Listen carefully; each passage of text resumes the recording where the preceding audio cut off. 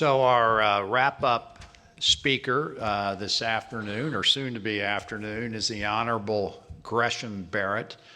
And before saying a few words about my good friend, I wanted to tell you a little story because I think it helps explain why people like Gresham and Dan and Barron and Shannon and Rebecca and Nick and I have all gotten involved in both global and domestic hunger issues. And this is a story about a young man named Paul, and Paul is his first name, grew up in Western Kenya, and extremely poor family. He lived about 8 miles from the nearest school. His father heard about a school feeding program at the local school in the village. And so he sent Paul as an 8-year-old to school, not to get an education, but to get food. So Paul went to that school, and they gave him enough food to take home to his family. So Paul not only got food, but he also got an education. By the way, that program today is known as the McGovern-Dole School Feeding Program. Two of the greatest members of the United States Senate on a bipartisan basis that came together to set up a fabulous program that not only feeds young people in need, but also gives them an education. Well, as Paul got a little bit stronger, Paul wouldn't walk to school those 8 miles. He ran to school. And as he built up his strength, he became recognized that he had a hidden talent to run. That same Paul is Paul Turgot, that was the world record holder of the marathon for any male that has held that record in the history of the marathon from 2003 to 2007. Now, Paul, remember, went to school not to get an education. He went to school to get the food that was provided by the World Food Program. And Paul became a global ambassador for the World Food Program. I had the great pleasure of taking him to Capitol Hill, and he talks in such a personal way about the power of food, and not only made him a world record holder, but basically allowed him to have a life. And Paul is a reminder to all of us about what food really is. Food at its most basic level feeds not just the human body, but it feeds the human spirit and represents the best in human potential. Because every one of these kids that are being fed by a McGovern-Dole School Feeding Program, or by the World Food Program, or by Catholic Relief Services, or by Care International, every one of them might be the next Paul Turgot in their own endeavor. And that is something I think that empowers all of us and motivates all of us that are working in this space. And with that, I want to introduce to you a dear friend of mine, Gresham Barrett. Gresham is a past chief of staff for David Beasley that we've talked about extensively. He currently serves as senior policy advisor to the World Food Program USA. And as was mentioned earlier, he had the great honor of being with the World Food Program when they won the Nobel Peace Prize in 2020. Gresham is also a four-term member of Congress representing the western part of South Carolina from Georgia all the way up to North Carolina border. He is a very proud graduate of the Citadel. Rumor has it he wanted to go to the College of Charleston and couldn't get in. I am just kidding, Gresham. But on a very serious note, he is a veteran from the U.S. Army, and congratulations and thank you for your honorable service. Gresham is married to his wife, Natalie, has 3 wonderful children. I think Natalie is actually out today with your daughter doing a little wedding dress shopping, so she couldn't be with us today. But please join me in welcoming the Honorable Gresham Barrett.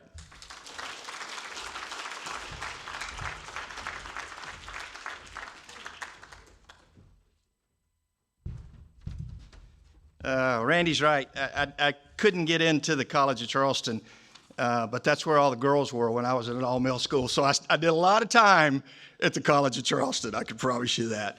All right, stretch your arms, stretch your neck a little bit, loosen up a little bit. I'm the last thing that you're going to see before lunch, okay? And I noticed on the program that they gave me an hour. There is no way I can speak for an hour. So if I give you 10 minutes, take a few questions, then we'll go eat some lunch, okay? But it is a pleasure to be here. I wish Andrew was here. Please give him my best and thank him for the opportunity to come speak. Amy, where's Amy? She was here. Is she not here? Is she gone? She helped direct me through flights, through a broken plane here. So please tell her that I mentioned her. An awesome lady. Randy Russell and the Russell Group. Randy and I have been in the trenches for the last 4 years. What a friend. And what you have done to help the WFP worldwide, my friend, is huge. So thank you. And Baron Seeger, I've done some pretty cool things in 62 years, but to hire you or be a part of that process and a 400% increase over the last 17 years, I don't know anybody in this room that wouldn't want a 400% increase in anything they do. So thank you, and your staff is amazing, so really appreciate that. Normally, when you see things, you get a disclaimer, right? So I'm going to give you a disclaimer before I really delve into it. I got 3 disclaimers. Actually, I guess you could call them apologies. The first one is I don't do this much anymore. I was a politician at one time. Hilton and I were talking last night, and I don't do this much anymore. I like to be in the background, so you get what you pay for, all right? So if I screw it up, you ask me to come. Sorry about that. Second thing is my eyes are a little close to my heart. At least that's what my mama used to tell me.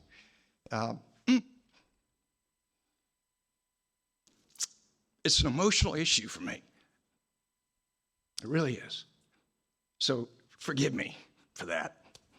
And the last one is I'm not David Beasley. I wish David Beasley was here, former governor that I work for. Amazing man. Amazing man. You know, I was a pastor at one time. Now, I wasn't a teaching pastor. I was a small groups pastor and a stewardship pastor. And I've seen a lot of people come and go in 62 years. David Beasley is not blessed. He is anointed. Now, I say that not cavalier, but he has the ability to put women and men in a room together. I don't care, black, white, brown, leftist, rightist, whatever you want to call it, religion, no religion, and have them come together over this issue. It's the most amazing thing I've ever seen. I mean, you don't take an organization from $5 billion to $14 billion and not have some type of effect on people. That's what David Beasley did under his leadership. I mean, it is amazing. You don't get the Nobel Peace Prize without some leadership and, in my opinion, some anointing. And he and I have known each other for 30 years. I was in the state legislature. He called me about 5 years ago. I've been a humanitarian for 5 years, almost 5 years, not quite, almost 5 years. So he calls me 5 years ago and he says, GB, I want you to come work with me at the World Food Program, the WFP, and I want you to go to the Sahel of Africa. I said, okay, awesome. I said, first of all, what's the WFP? Couldn't even spell it, by the way. And where's the Sahel? I mean, I know where West Africa is, but I didn't know where the Sahel was. Now, put that in perspective, okay? I was a United States congressman sitting on the Foreign Affairs Committee who dealt with this issue, and nobody in 8 years from the WFP, the United Nations WFP, ever came to us and said, hey, here's what we do, here's how we help people. Now that's unbelievable. In 8 years. And what WFP USA has done and WFP to raise the awareness of what WFP does and food insecurity around the world is just unbelievable. We got a long way to go, but it is amazing to where we are today. You know, I have shared a lot of meals in a lot of cool places. And when you think about this, when you think about every society in the world, every society, every religion, every community, every country, every town, every whatever, I don't care what it is, there's something special about sharing a meal with somebody. I think it's spiritual. I really do. Because when you turn to any religion, there's something about breaking bread, right? There's something about breaking bread. And it's even more special when you're sharing it with somebody that's hungry. It's an experience that changed my life. An old man that changed my life. I'm not a facts guy. When David Beasley says, give me facts, and I give him facts, he goes, get out of here. You're not my facts guy. But I'm going to give you a couple facts, okay? 2017, 124 million people in 51 countries were food insecure. Acute food insecure. That means a threat of death. 2023, 345 million people in 82 countries.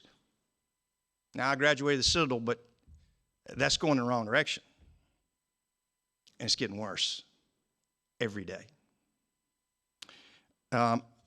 Please humor me just a second because I want to read you a little something. This is from Arif Hussain, who is our chief economist, dear friend of mine, one of the smartest guys I know in this space. And this is what he says. We're in dire straits when it comes to the global food security. The world faces a global hunger crisis of unprecedented proportions, according to UN World Food Program, with 345 million people in 82 countries experiencing acute food insecurity. Complex issues like global food insecurity, pandemics, climate shocks do not just pose humanitarian challenges, but they're also vital peace and security interests at stake. Goes on, goes on, goes on. As food, climate, and security crises continue to emerge and intertwine, the international community will need to reconsider how and crucially when it responds. The days of firefighting, of addressing a crisis once it's ablaze, should be put behind us. Arif Hussain of the UN Food Program said, and this is what he said that I love, what we need now is, quote unquote, a Marshall Plan for food insecurity. Now, a lot of you younger folks might not know what the Marshall Plan is, but there's a lot of people out there doing some pretty cool things when it comes to food insecurity, but how many of them are really working together? I'll give you a wonderful space, the water space. He who controls the water controls his destiny, I can tell you that much right now.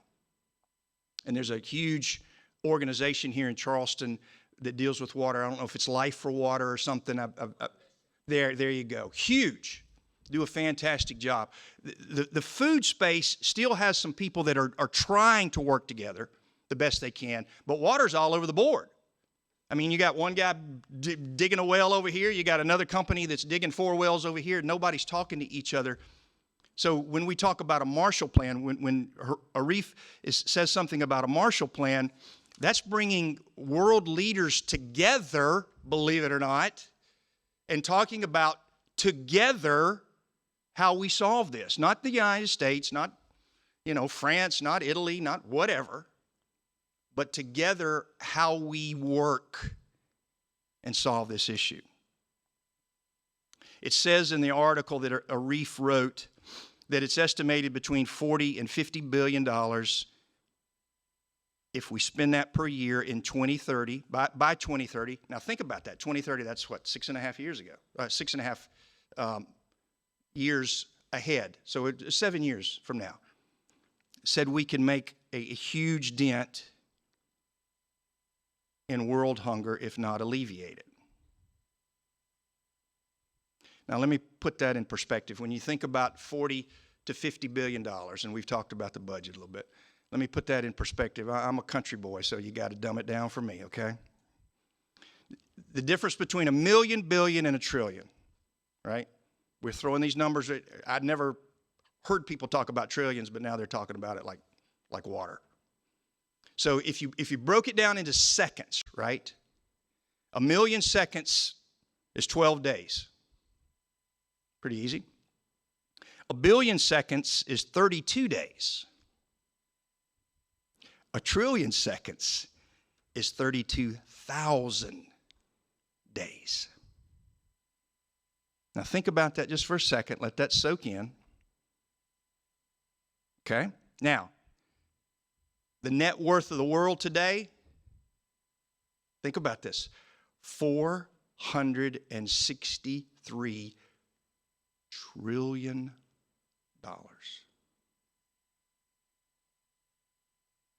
And we can't find 50 billion to spend on hunger? Something's out of kilter, isn't it? And that's why I wanted to end on a very hopeful note. I spoke to a young student this morning. I know there were some students here earlier. They heard a recovering politician was going to speak, so they said, I'm going to lunch early. I wish they were here, because you're not here by coincidence, young lady. You were supposed to be here. You're going to solve this issue, not me. I'm on my way out.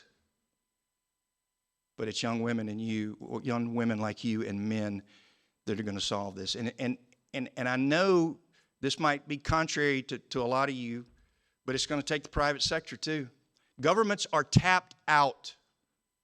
Governments are tapped out. The United States is trillions of dollars in debt, and that's just one of every country out there. So when I'm looking at an additional $50 billion, it ain't coming from the governments. Now, they might give another 4 or 5 or 10, but they're not giving another 50, and they're sure not going to give it for the next 10 years or 7 years or whatever that is. It's going to take the private sector. It's going to take innovation. It's going to take women and men and companies that are willing to get their hands dirty and say, I'm going to solve it. Now, the World Food Program does a great job. We are the world's firefighter. And we go and fight fires, whether it's earthquake, famine, flood, whatever. That's what we do. But there's so many areas that other people can fill in with development. How to grow new crops or how to use new fertilizers. I think these ladies right here were talking about pesticides and fertilizers. We haven't had any major breakthroughs in fertilizers since World War II.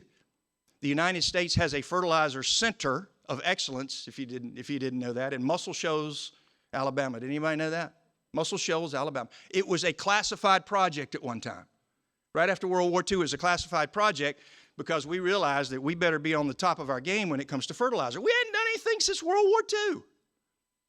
I was talking to a company the other day that's using magma, lava, processing it for about 6 months and turning it into a soil conditioner that when you put it on the ground, number one, it's eco-friendly, I guess you could say. So when you've got runoff, it doesn't kill the fish and the birds and the bees and stuff like that.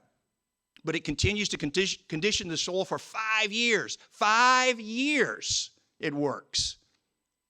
The technology's actually about 50 or 60 years old. Why somebody hasn't commercialized it by now, I don't know. But they're looking at doing this.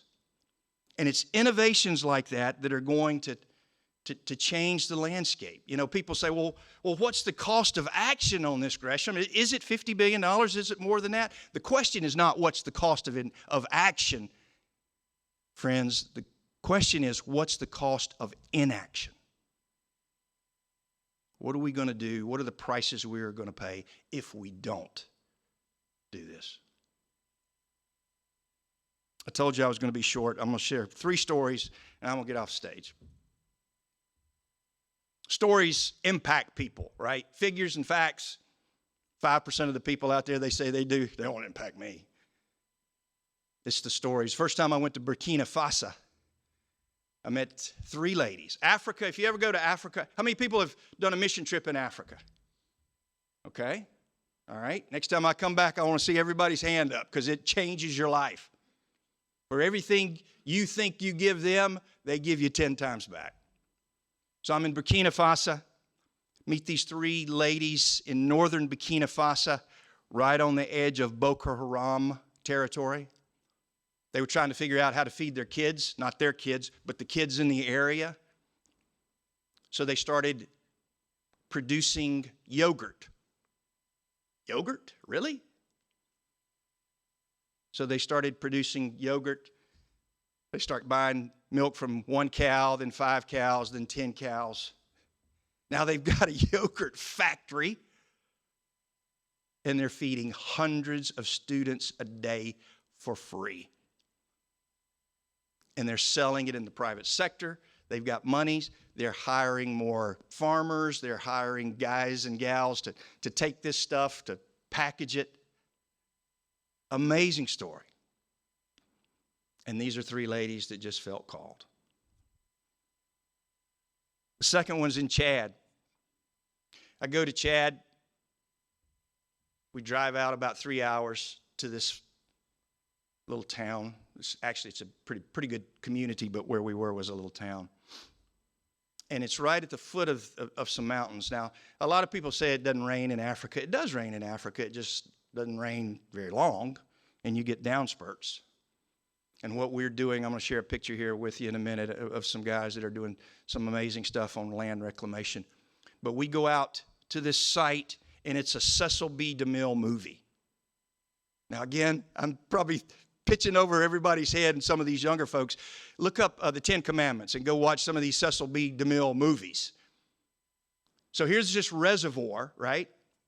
It's about 4 football, maybe 5 football fields big, about 2 long and about 3 wide. And the ground is as hard as this concrete. That is no exaggeration. And there's 250 people working at this site. Of those 250 people, 249 are women. And they've got hoes that are about 3 feet long. And they're busting their humps, digging in this dirt.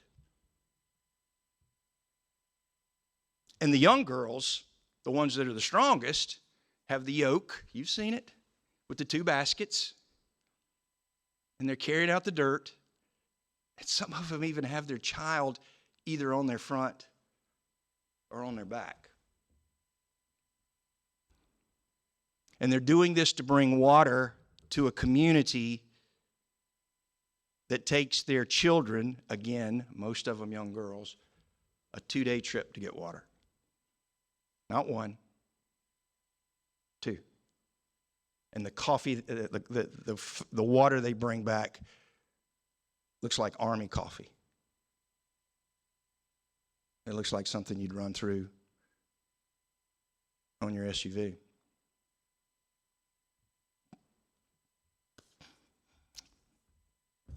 The last one was my first trip to Niger.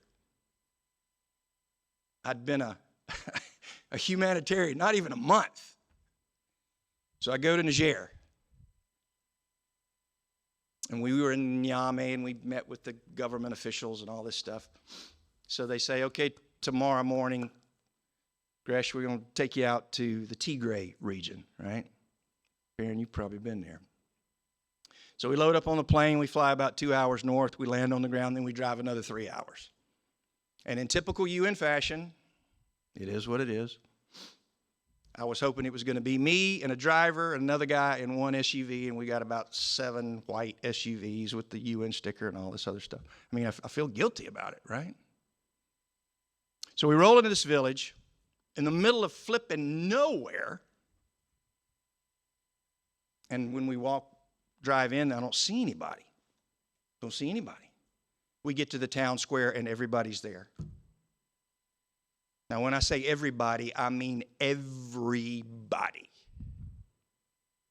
All the women, all the men, all the boys, all the girls, all the goats, all the chickens, all the cows. The men are over here, women are over here. Men have their Sunday dress on. Women have these beautiful African Sunday dresses on to see me.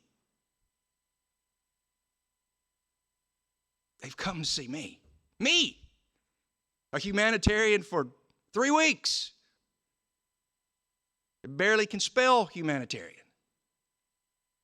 And they come and they talk of hope and how the WFP's doing this for them and this for them. And the final thing is they talk about African solutions for Africa. And I realized at that moment, they're no different from me. They want to live in safety and security. They want food on the table and shelter over their head, and they want to raise their children where they don't have to worry about whatever. And all they're asking me for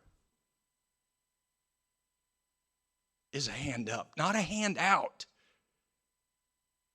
but a hand up. And I remember getting back in the car. And we were driving out of the city, and I didn't want to stop where they could see me. And we drove about a quarter of a mile, and I told my driver, I said, would you pull over just a second? And I went out into the bush so they couldn't see me, and I cried.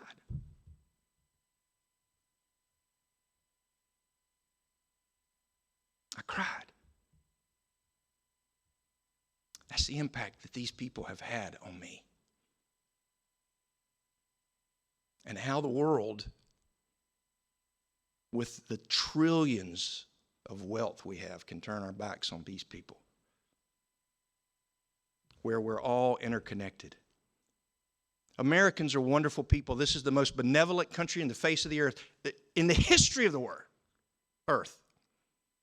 But we don't understand, young lady, we don't understand what's going on in the world because we're isolated. We're not bad, we're just isolated. We got 2 oceans to the left and right. We got Canada and Mexico. We have some problems with Mexico from time to time, but relatively speaking, it's safe. We don't understand what happens in Syria directly affects us. We don't understand what happens in Burkina Faso or Niger or Iraq or Iran or Afghanistan directly affects us here. And we've got to realize that it does. That we're all intertwined. And at the end of the day, we're all brothers and sisters, right? David Beasley uses this one a lot. And it's treat people as your equal. Treat people as your equal. Excuse me. I want to show you one picture and wrap it up. Now, these boys weren't the best spellers in the world because they misspelled Barrett. But this is WFP. The guy on the far left is Vali Carucci. He's Italian. He is the lion of the Sahel. I cannot tell you how many millions of acres that he has led in rehabilitation with a simple half moon. It's a half moon about 12 feet across. It's got trenches. It catches water. They put seeds in it, acacia trees. It has transformed the desert. If you don't believe me, go on WFP's website and just look. But an amazing man, a brother that I'll never forget. The guy with the blue hat on is Adame. Adame this is Niger, by the way. Adame has worked all his life in land reclamation, in teaching people how to farm. They've forgotten. They've abused their land for so long, they've forgotten how to do things. Adame's Muslim. In November, when my wife had open heart surgery, his mosque prayed for my wife for 2 days straight. 2 days straight. The guy in the center is Scott Roccini, Scotty. Scotty's South African. Cut his teeth being a park ranger, saving rhinos and giraffes and elephants, and now he's saving people. And the other two, bless their hearts, I don't know who they are, but they helped him plant a kaya tree, K-A-Y-A, kaya tree, in my honor. Kaya is good for shade because it grows up and creates shade for people. Bark's used for medicine. It's also used for wood if it were to ever die or they need to trim it back. But the cool thing is, kaya in that part of the world means home. They planted me a home in Africa. How cool is that? To my young friends, you don't have to be a full-time humanitarian. You don't have to make it a career. But you have to do it sometime. Because when you do, you come back and you share stories that change people's lives. It makes the world a better place, and it makes you a better person. So that's all I got. The WFP has been the most challenging, most rewarding, most honoring, most frustrating experience I've ever had in my life. Never worked harder and never been more fulfilled. And if we're going to solve this problem, if we're going to solve this, it's going to take you. Each one of you. Could be locally, that's okay. Because it all works, right? But again, I ask you the question in closing. What's the cost of action versus the cost of inaction? What an honor. What an honor. Thank you. Let me answer some questions. Has anybody got any questions? If they're easy, I'll answer them. If they're hard, I'll throw them to the experts, okay? I'm really good at that. No questions.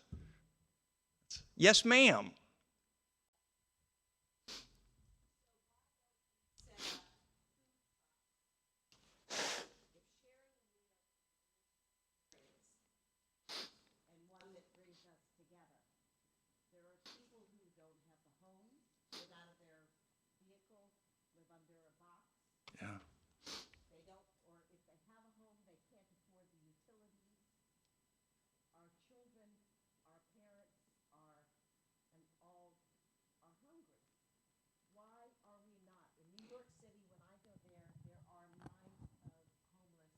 They're being fed, I'm sorry.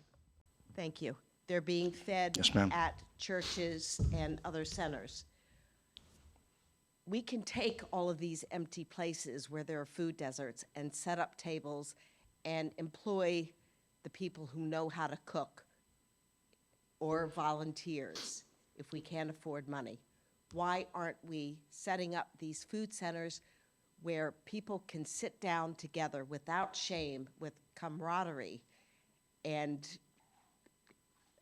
other services could be there with clothing and other medicine and things like that. Absolutely. That is something that this country used to do during, all of our tragedies of the past, but we're not doing it now. Yeah. Why not? That's a great question. I don't know. I haven't been focused on domestic as much as international, but I think it's innovative ideas like that we need to put on the table and talk about it. John Bon Jovi, I was at a seminar in New York during UNGA, United Nations General Assembly, and John Bon Jovi and his wife have set up houses. Are y'all familiar with what he's done? Okay, so he has gone into the communities and set up restaurants, set up kitchens, right? And it doesn't matter who you are or what your economic status is, you come in, you eat for free. And all he asks is that if I came in, that I would pay for my meal and pay forward, right? So I would pay for my meal and an additional 20 or whatever. And there's enough people doing that, so people off the street are coming in, and the community has gravitated toward this. So you've got a Wall Street lawyer and a Wall Street financier eating at the same table as somebody that probably maybe hasn't eaten in the last 2 days. And it's bringing the community together. So it's innovative ideas like this. But again, it's pockets here and there. And to have a Marshall Plan to do something like that, I think makes good sense. Makes good sense. It's a great question. And I did want to mention the professor in the back that was talking about how to motivate your students. Their internships, not just with the World Food Program, but with NGOs everywhere. There's local NGOs. The NGO that's up in North Carolina, Billy Graham's, oh my gosh, right off the top of my head. It's Caritas, Samaritan's Purse. Samaritan's Purse. We've put a lot of people with Samaritan's Purse. And again, whether it's a week or a month or a year, and then come back and say, it was a great experience, I'm going to do something else. But when you share, it's one thing to see it on the TV or the screen or see, yeah, okay. But when you're talking to your peers and you say, I know because I was there. I saw it. This is what happened, and this is how it changed my life, and this is how we help change lives. So powerful. So powerful. Awesome. Well, listen, in my part for wrapping up, just thank you for being here today. Thank you for caring enough just to come and listen. Because I'm telling you, it is solvable. We can make a difference. But you can't make a difference in the bleachers. You got to be on the field. God bless.